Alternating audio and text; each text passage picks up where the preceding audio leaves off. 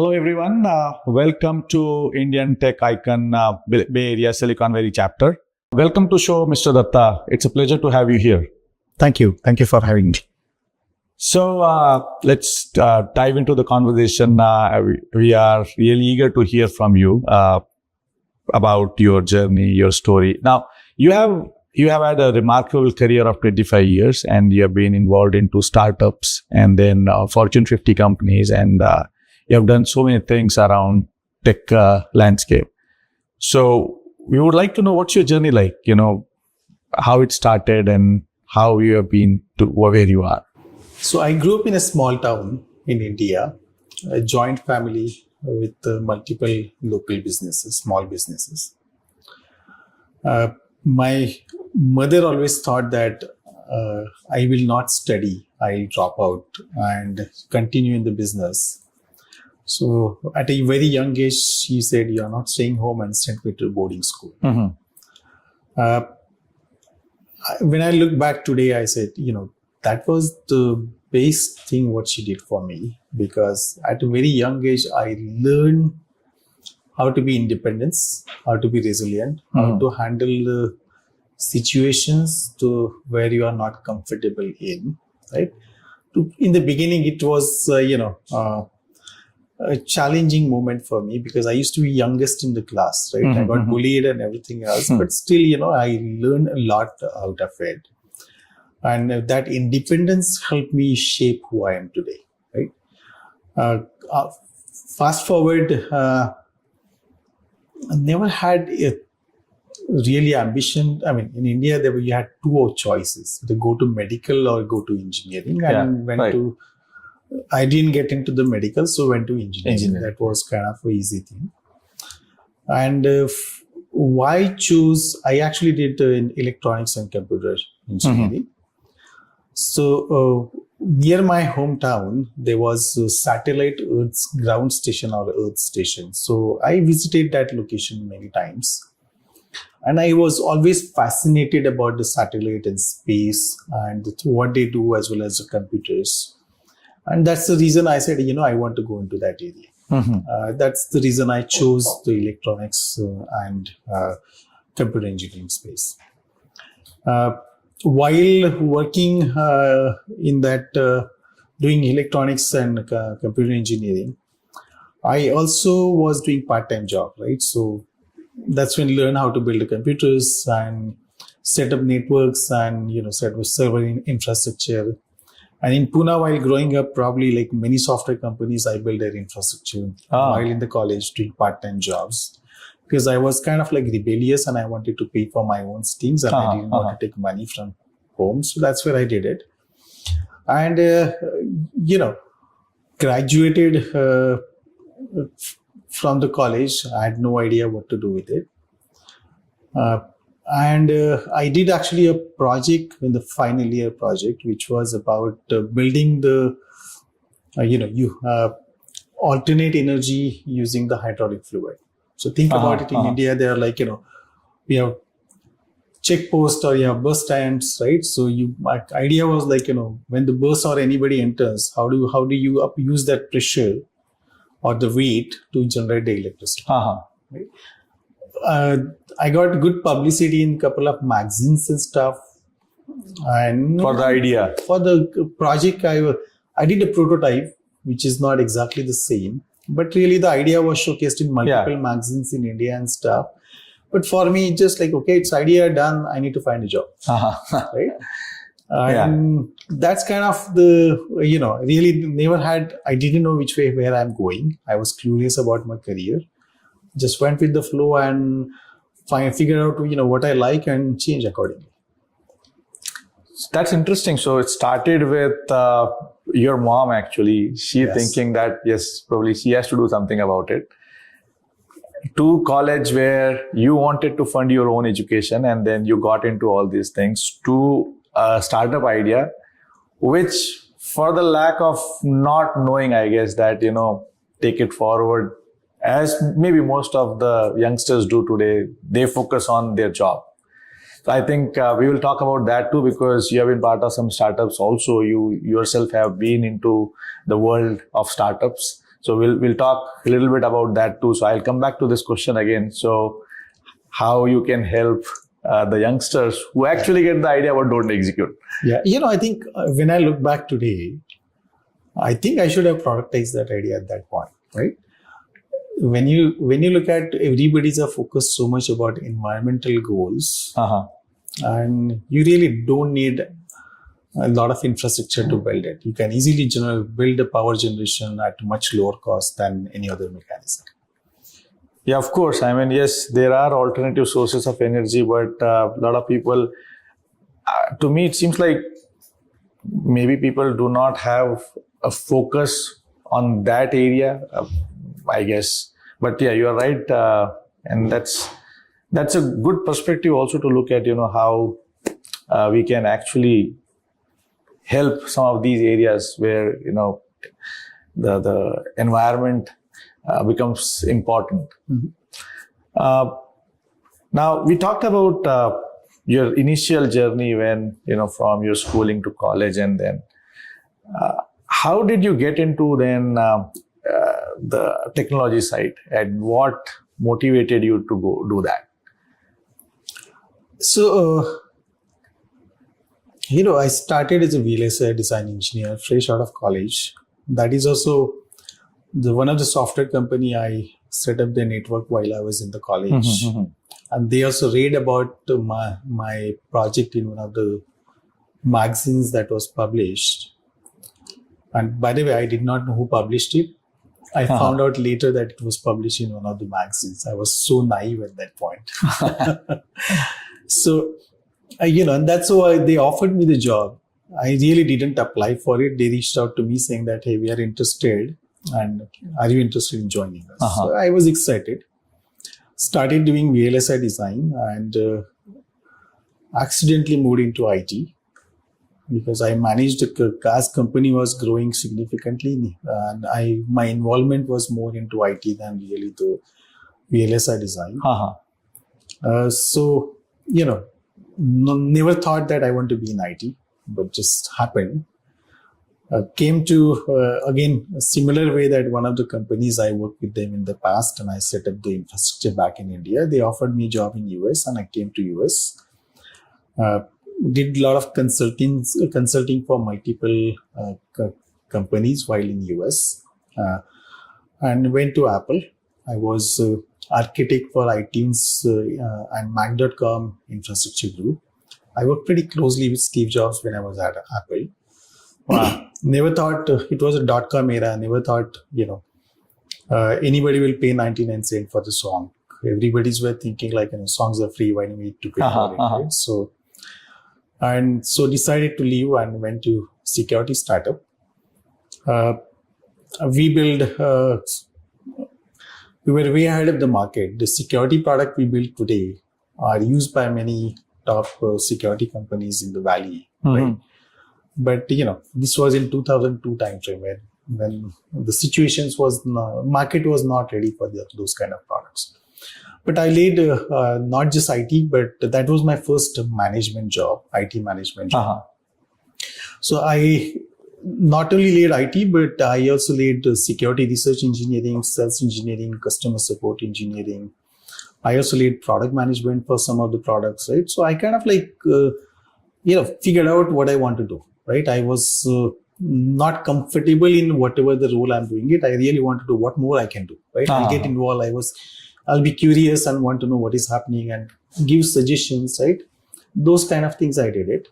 Once company got acquired, I went to another legal compliance startup where not only just technology, but I also supported to work with lot of global CIOs in professional services side of it, where we are implementing the product. So that was separate experience. I got it. Then I went to automation startup that got acquired. Then did a social media company. We expanded the presence from US only company to global company. Right, we were one of the largest publisher network at that point. Even when Facebook and others were not into ad business, we used to be the ad company at that point. Then after company got acquired, I went to Maritime robotic startup. And now in the current role, I manage all the autonomous unmanned portfolio, which is, Nice. Fascinating, amazing portfolio. Really is an incredible journey, because if I am like, when I was listening, I was just playing through it in my mind, the different areas and the functions that you have been through. I think itself is remarkable, because it's not easy to pick up new things and then run through it. And since you have led all these things, I'm pretty sure that, you have had that great experience also and exposure to those things. But truly the desire to lead those things and do it, I think that's really commendable. And we talked about the startups. Now, when you were as part of your startup, what is that one advice you want to give to youngsters? Because you talked about monetizing that idea in past. I'm pretty sure that today also a lot of kids, youngsters, or even for that matter, even a seasoned professional, everybody thinks about ideas, but they generally don't go out. So what would you like to say them? I work for a startup, but I also did 3 of my own startup. I co-founded one of the security startup I used to work for. We ran out of funding. I was suddenly not out of job. Mm-hmm.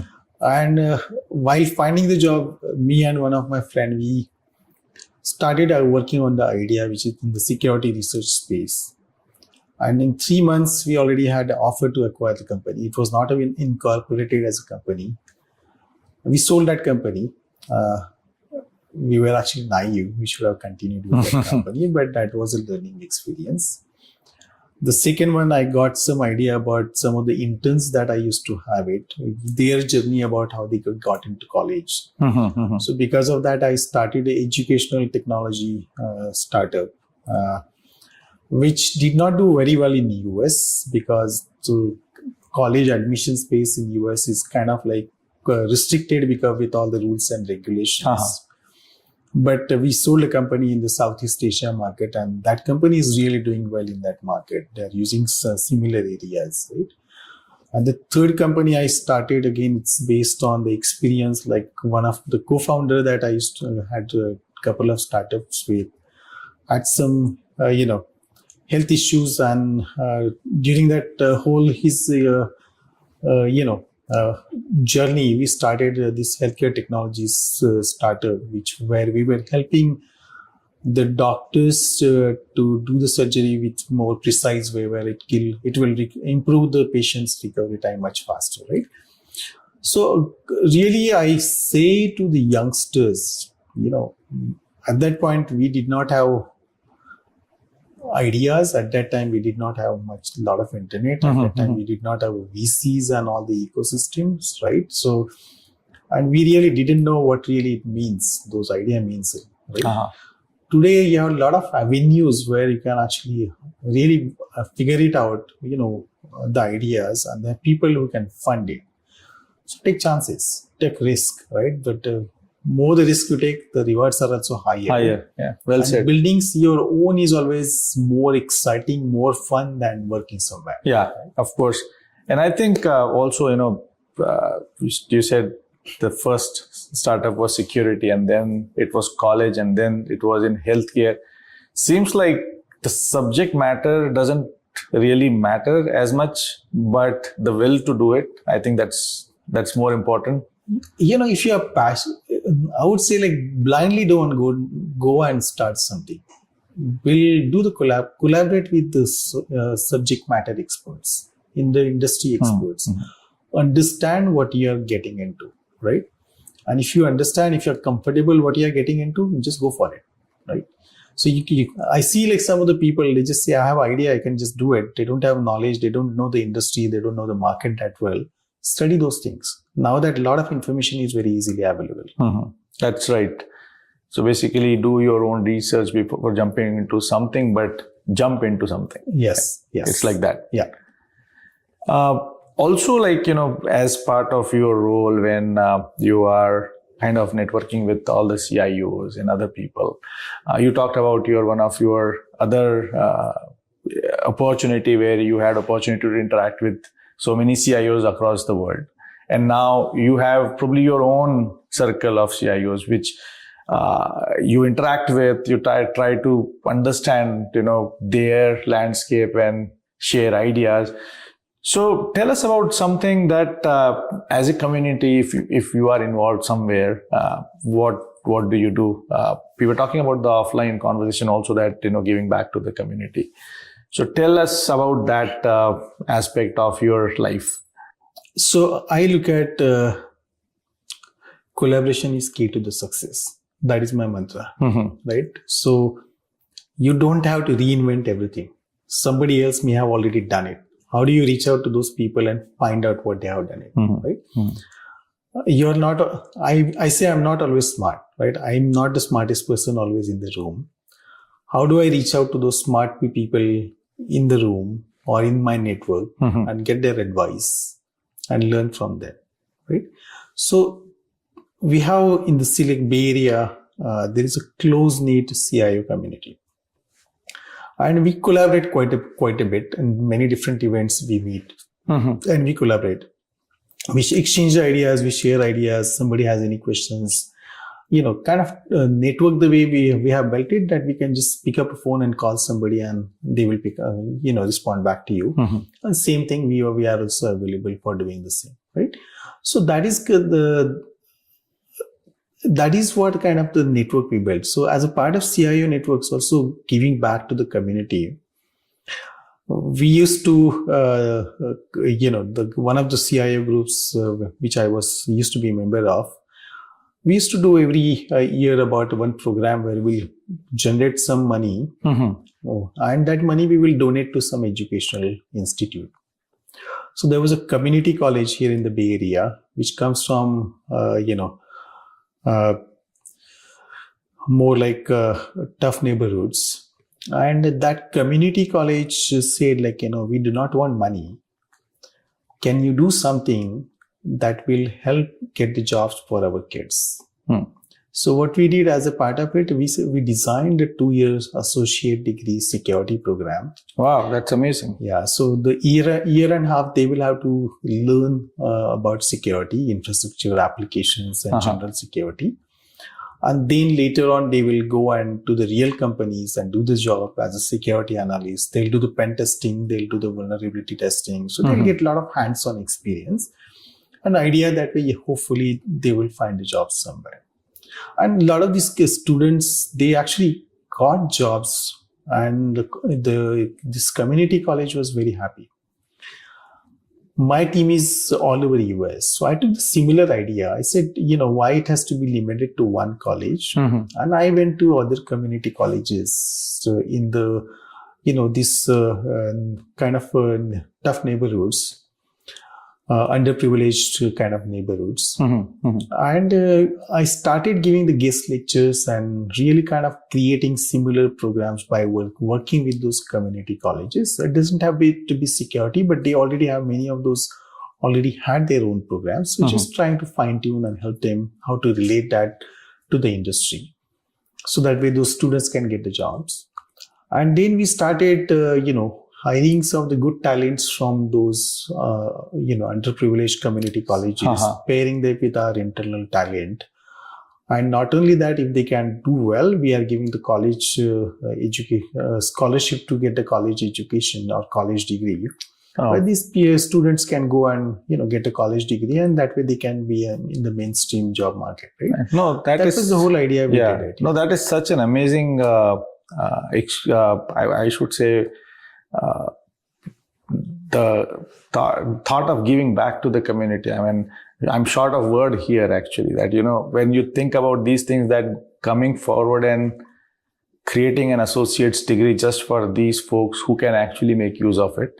And I think it's also great that, these kind of people who are associated with these colleges, those are the people who are also able to give some opportunities right away, rather than, the kids having go out and search. I'm sure that they are searching outside also, but they also have access to this network that is ready to help them. And that is great, because these kids are the future of our country as well. And the way I look at it, right, some of the kids who got this white collar job, if they would not have gotten these opportunities, they otherwise would be on the streets doing things probably, just to earn some money, right? Yeah, that is true. So- You are giving them the platform where they can lift themselves and their family from that point onwards and change their lives forever. Yeah.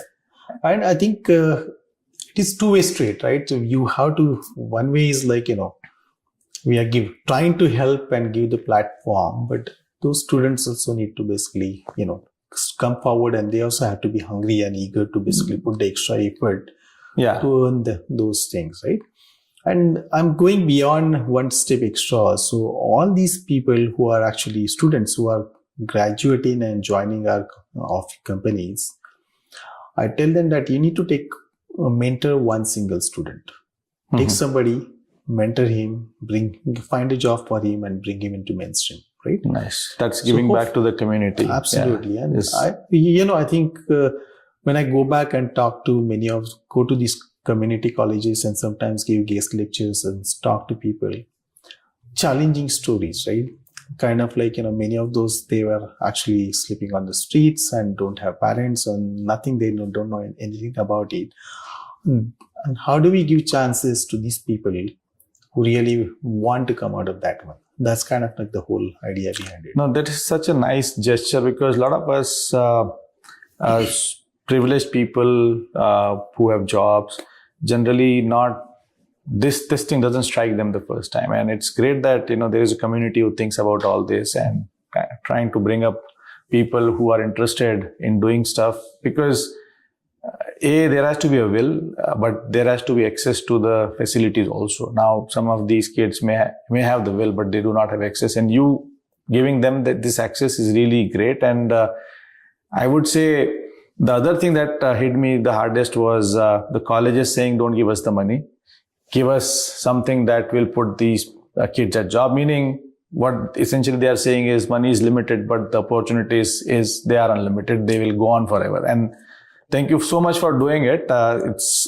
great to know the other side of your personality also, besides all the tech work that you have done, that you're doing today in the mid of this AI, ML era. This is again something that I would really like our audiences also to know, that, giving back to community, how important it is and how you are leaving that impact to the society. So it's also helping me, right? When everybody used to talk about great resignation, I had this talent pool, which they knew that we actually help them. They are my trusted talent pool, right? So they actually, just for the small money somebody's paying, they'll not leave the company and go somewhere else. Right. So right. I think they are very loyal. They are really, they want to work with you, right? So that kind of a loyal talent pool I have it. It's not I want them to be with me forever. I want them to thrive in their career. I just give the platform where they can get the entry into it. It's up to them how to basically do better in their career. No, that's such a wonderful story. Now, besides your tech work and what you do in terms of your community engagement, what is your life outside of all this, where you're not thinking about work or, not thinking about going to social forums, which are kind of tech related? So what kind of hobbies you have, any sports, or what do you do outside of all this? So tech doesn't leave me no matter what I do. So I created a group of CIOs. We will go for hiking, biking, right? Walking. So we do a lot of those physical activity going out, because that also is a stress reliever for you, right? Because when you are spending 16, 18 hours a day, and a CIO is a lonely job. It is a stressful job to some degree. I'm sure it is, yeah. Today's technology is changing so rapidly. Every CEO wants, how are you adopting this new technology? Right. What changes you are going to bring it, right? Right.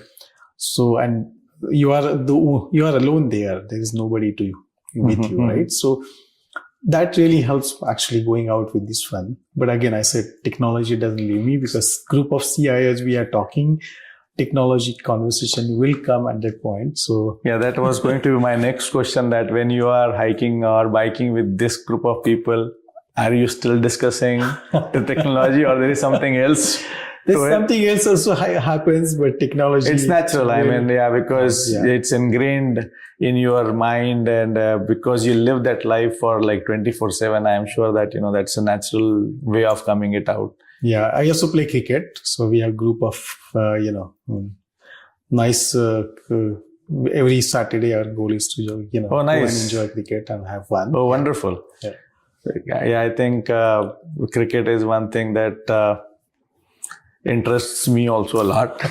So I know if you have the passion to play, you'll find time to play it, and it's super relaxing. It is a stress reliever, right? Yeah. Otherwise, if I'm not doing those things, I know what I will be doing it, right? So yeah, no, I think it's fair, and that the kind of work you do and the stress that you go through every day, and the outside environment, how it's changing, to keep up to speed on that, you definitely need that downtime once in a while. Yeah.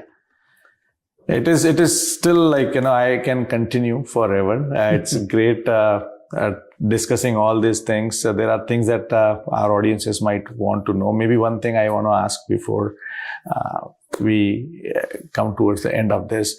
So when you say that, you are making a decision, what's your, again, I think this will help people who want to adapt those kind of leadership styles. As a leader, when you're making decisions, what's your decision-making technique like? What are the factors you look at?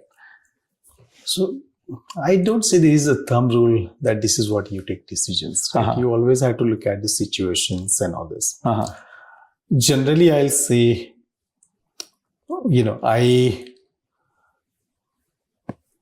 I want to empower my team, right? And empower them to make the decisions, because we need to build the future leaders, right? And my philosophy is very simple.